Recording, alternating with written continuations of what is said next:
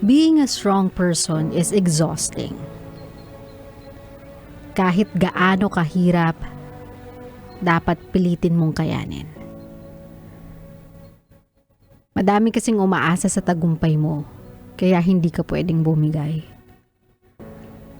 Kaya minsan gusto kong mapag-isa. I want to mute everything around me. Hinga ng kaunti, iyak saglit, sumigaw ng ako lang yung nakakarinig para lang mailabas lahat. After naman nun, sasabak ako ulit eh. Babalik ako sa dating ako na para walang nangyari. Ni hindi nyo mararamdaman na may pinagdadaanan ako.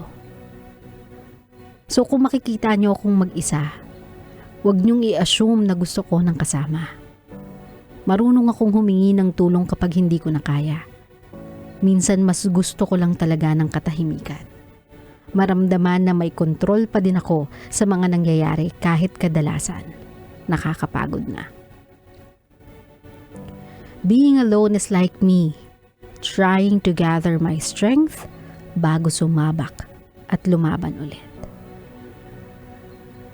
I am alone because I have a purpose. And that purpose is for my own sake. Ako si Betty at ito ang aking Byaheng Alone.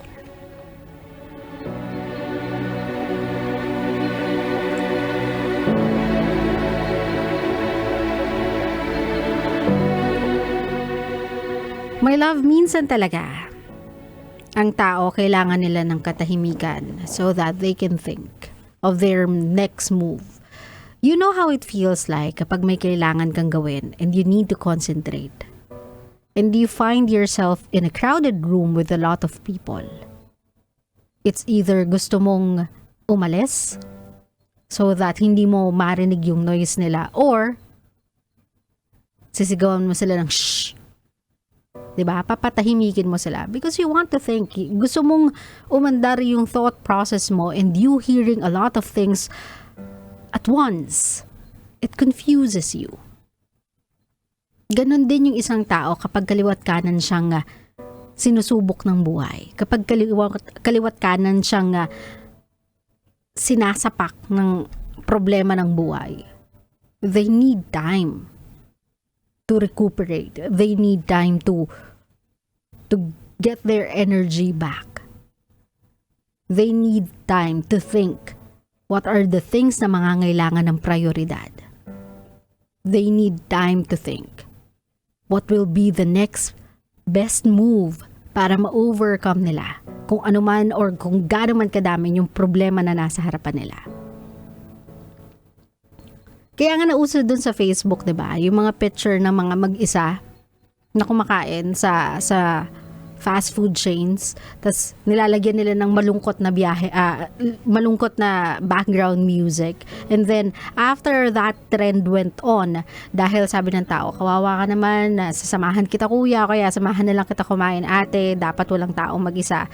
Nag-trend ulit yung ganong klaseng photo, pero this time around, it's people telling the others na hindi sila mag-isa dahil malungkot sila. Mag-isa sila because choice nilang maging mag-isa. I do that to myself one too many times already. Kapag sinabi kong me time, I really want to be alone.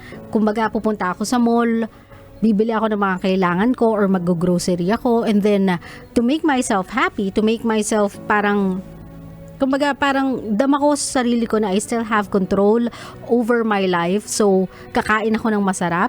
I go to restaurants, I go to fast food chains, I order my food, I try to find an empty table.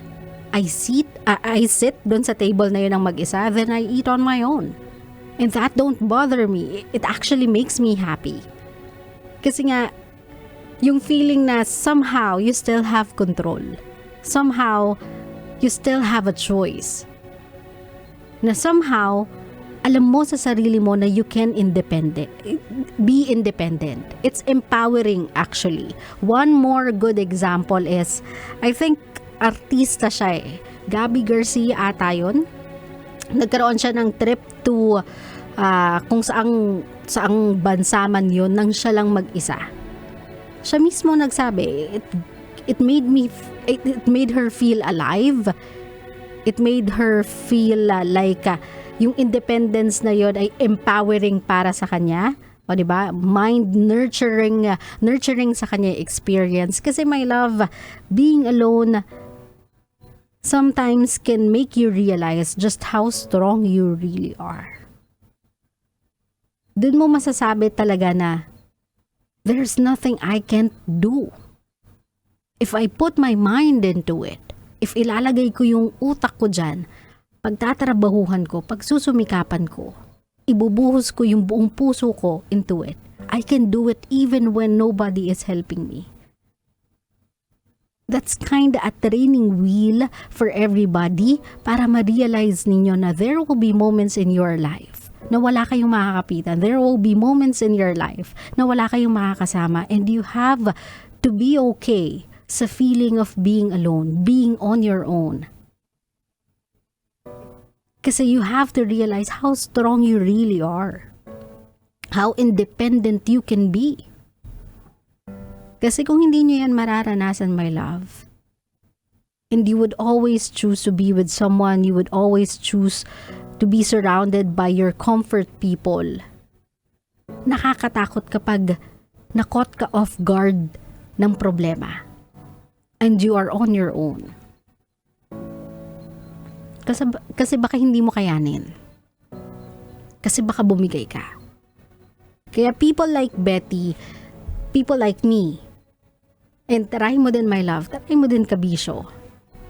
Try mong one day pumunta sa mall on your own. Just do whatever you want. You can watch a movie on your own, do the groceries by yourself nang walang kasama. As in yung grocery, I'm not saying bumili ng isang loaf ng tinapay, isang delata. As in full grown grocery on your own. Yung walang magsasabi sa'yo, dito tayo sa aisle na to, o kaya dito tayo sa side na to ng grocery, o kaya walang magsasabi sa'yo, bilisan mo kasi mahaba yung pila. Yung you have no one to rely on but yourself. Yung iisipin mo paano bibit-bitin mag-isa mo yung ilang plastic ng grocery na yon. It's tiring, yes, it's exhausting, yes, but after that, it's liberating. There's this small percentage in you na proud sa sarili mo kasi you were able to do that on your own. Kaya my love, yung pagiging alone minsan ay hindi sign of weakness, sign of being lonely. Sometimes it's a sign of strength.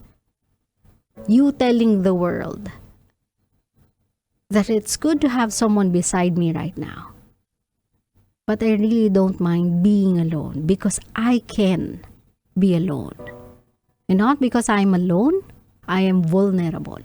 It's when I'm alone that I'm even more focused. Why?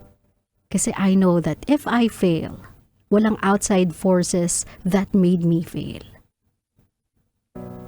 Ako lang yun eh. Ako lang yung inasahan ko. So if I fail because of me.